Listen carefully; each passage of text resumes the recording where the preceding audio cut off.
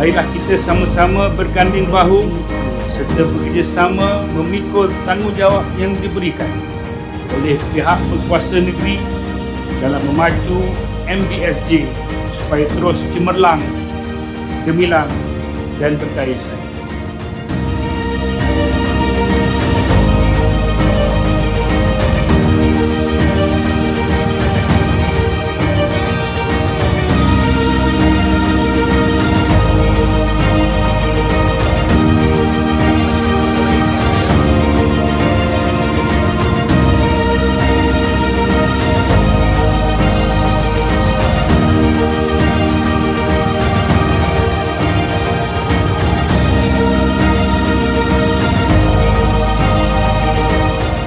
Mengingatkan sekali lagi semua ahli majlis, semua ketua jabatan mengenai matlamat MBSJ yang harus diperjuangkan, iaitu menjadikan Subang Jaya gemilang bersama serta bandaraya mampan yang bestari, kota niaga dan kediaman idaman.